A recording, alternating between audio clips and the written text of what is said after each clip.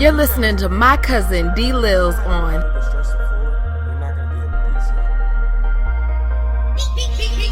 It's DLils, you rockin' with hip hop and home runs. We don't criticize pros, man, it's all fun.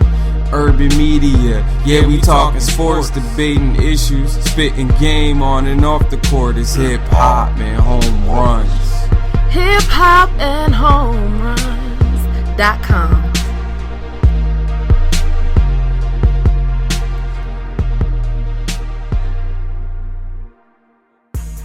It's your boy DLils, and you listening to Hip Hop and Home Runs. It's your man DLils. Thanks for tuning in to another episode of Hip Hop and Home Runs. I want to talk about, I want to recap NBA free agency up to this point. We're early parts of July, and there's been a lot of stuff that's going on. And there's a couple things I need to address, first of all. The biggest thing that I want to address is the whole notion of a max player. That term is getting thrown around very loosely now in terms of who's a max player and who's not. We've seen this past week LaMarcus Aldridge, DeAndre Jordan, all these guys seeking max contracts. So I did a little bit of background research, and I was like, well, what is the criteria for being a max player? Because obviously it's not what I believe to be a max player. So, you know, when I go on and I did a little bit of research, and I'm trying to find out what exactly is a max, and the only thing, according to the CBA, the max is just a percentage. It's not necessarily a criteria for a player. It's more about it's a percentage, the maximum allowed percentage that a player can get according to the threshold of the cap. So, you know, I'm just really trying to grasp that concept. So the maximum amount of money a player can sign for is based on the number of years that the player has played and the total of the salary cap. The maximum salary of a player with 6 or few years of experience is either $9 million or 25% of the total salary cap. Okay. For a player with 7 to 9 years of experience, the maximum is $11 million or 30% of the cap. This season, in 2013-2014, it happened to be $17.6 million. For a player with 10 plus years of experience, the maximum is $14 million or 35% of the cap, which last year was $20.5 million. The only exception to this rule is a player is able to sign a contract for 105% of his previous contract. So let's get into max players. In my opinion, what I believe a max player is, you have to be the top two in your position. I mean, if we have 10 max point guard players, it ain't really a max player, is it? I mean, I don't know. When I think max player, I'm thinking, okay, you know, Chris Paul. First, you know, if I want to just start from point guards going down, obviously Chris Paul is a max player. Steph has earned the max player this year, being the MVP of the league and winning the NBA championship. He's a max player. Derrick Rose was a max player his MVP season. I wouldn't consider him a max player anymore. You know, Damian Lillard is on the rise to becoming a max player. You know, I'd say the same thing about John Wall. I would say the same thing about Kyrie, although personally I wouldn't say Kyrie is a max player yet in what he's done so far in his brief career. If I look at, you know, obviously Westbrook, I believe, is a max player. I don't think you can turn away from that. And then when I think of shooting guards, you know, I think, you know, James Harden obviously comes to mind. I think Klay has possibly earned the max title as well. You know, D Wade has been in the past. I don't think D Wade is still a max player if he plays only 58 games out of 82. I don't think you can qualify that as being a max player anymore. But I think his talent is max player. I don't have a problem with him getting $20 million from Pat Riley. You know, when I talk about the swingmen, obviously we're talking about Durant, we're talking about LeBron. before Paul George's injury, I could make the argument that he was a max player also.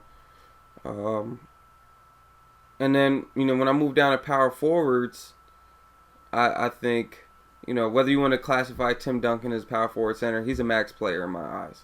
I would have to say at this point, Blake has to be considered a max player. His dominance at his position. LaMarcus Aldridge, I don't know if I would consider him a max player. I mean, we're talking about a guy without Damian Lillard who wasn't very successful in terms of getting his team to the playoffs by himself. Same thing with Chris Bosh. I would say Toronto Raptor Chris Bosh was a max player. This Chris is not a max. And then, in terms of center, 09 Dwight Howard was a max player. I wouldn't consider him max anymore. Maybe at some point would I have considered Tyson Chandler a max? Maybe right. He'd be right under what I consider a max player. Pau Gasol, Marc Gasol, those are max guys, in my opinion. So maybe I've named all of about 11 people total that are max players. So when I see 25 guys all trying to get max contracts, you got Eric Bledsoe trying to get a max contract. You got guys like Brandon Knight trying to get max contracts. John Wall, Bradley Beal. These guys I think are on their way, but for you to just command that, well, I mean, I guess we live in this day and age now where if you have a good agent, you can get max dollars. Okay? That's just how I feel. These guys are not all max guys. Don't just throw max contract out there. Let's change gears. I want to talk about impactful moves so far of free agency. In my opinion, 5 most impactful moves. Started at number 5, Sacramento. Sacramento's general manager has been making a lot of moves. Starting with the signing of Rondo, putting him on a 1-year deal gives Rondo the motivation to really return to that 2008 version of Rondo. They re-signed Marco Bellinelli, or they didn't re-sign him, but they got him away from the Spurs. And, I'm thinking about, okay, the type of guys, the type of style of play that George Karl likes to play. I'm talking about up and down. When he was with Denver, he had Ty Lawson running the show, and Lawson was very effective. They got the rebound, they got out very quickly in the fast break, and that's how they were able to sneak into the 7th, 8th spot of those playoffs during Karl's reign. Also why he was able to get Coach of the Year with the amount of talent he has. I would say that the amount of talent that he has with Sacramento is definitely a step above what he had in Denver. With Boogie Cousins, you added Cauley Stein in the draft, you have McLemore, you have Rudy Gay, and now you have Rondo, you have Collison, who's not very happy because his role is going to change, but there's depth here. So, 2 things to say about this very quickly.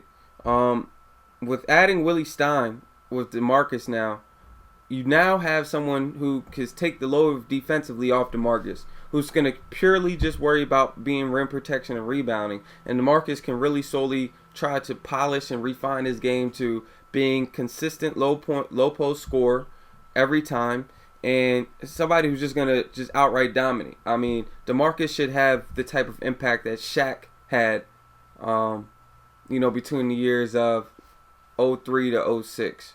Or 01 to 06 even. DeMarcus can have that type of impact. So, I think that in order for Sacramento to be successful, they have to get out on the break.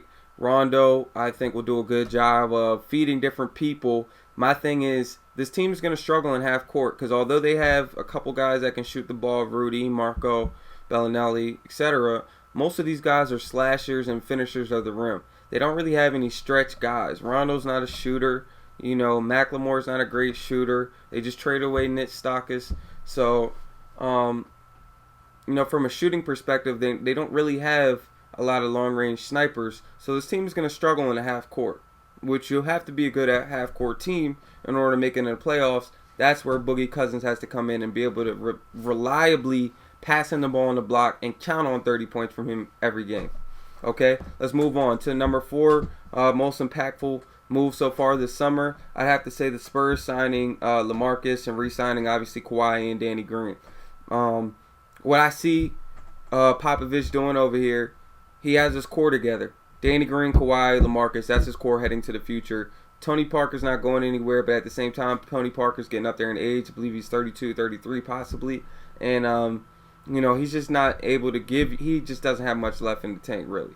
He's played a lot of international ball. He's had a lot of deep playoff runs, championships. Tony Parker just doesn't have that many more miles left on those legs. Fortunately, Tim Duncan still looks like he's an all-pro player. I mean, he did make, I believe, third-team All-NBA this year. So, adding LaMarcus to this, who gives them another guy. Splitter, you can throw Splitter the ball in the post and expect him to give you 22 points a game. You can do that with LaMarcus.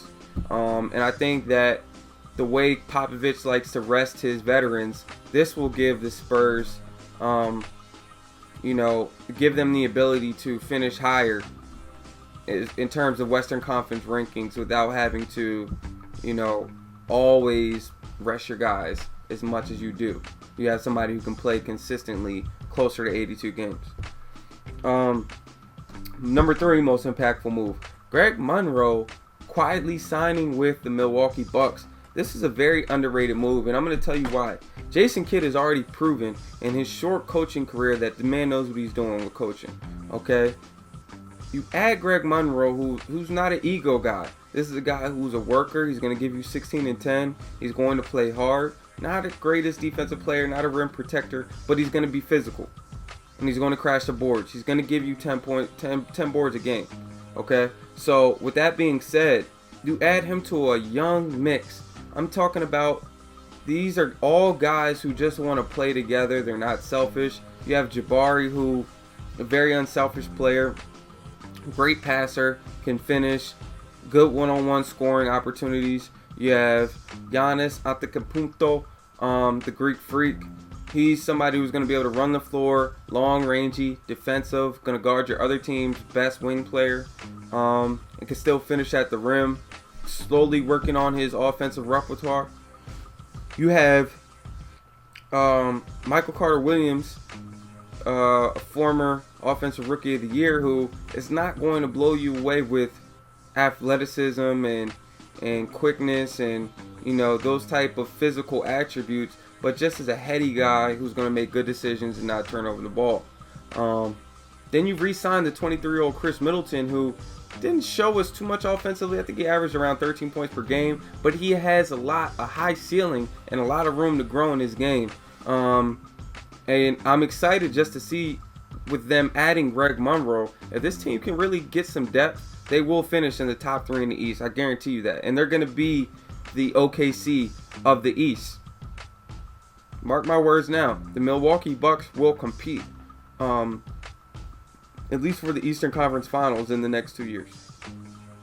Number 2, most impactful move, I got to go with what the Mavs have been doing. DeAndre Jordan, Wesley Matthews.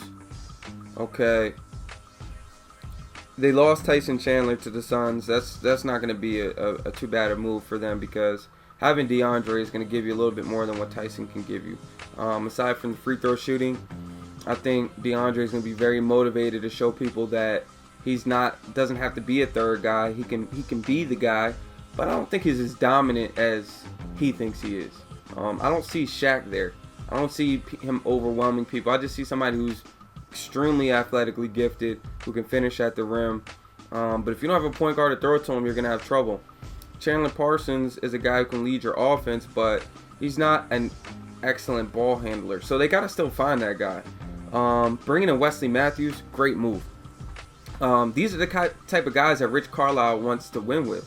He wants guys who are unselfish. Monte Ellis was not very disciplined offensively. Wesley is disciplined. Wesley's going to give you 15 points. He's going to knock down the open 3. He can take 1 or 2 dribbles and pull up for a jump shot. He's just a very balanced guy offensively, and this is going to work for this Mavericks team.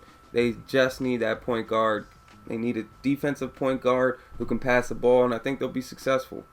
And the number 1 most impactful move so far, in my opinion, has been Atlanta retooling. Sometimes not doing a lot is doing a lot. And re-signing Paul Millsap, trading for Thiago Splitter to get some front court depth now.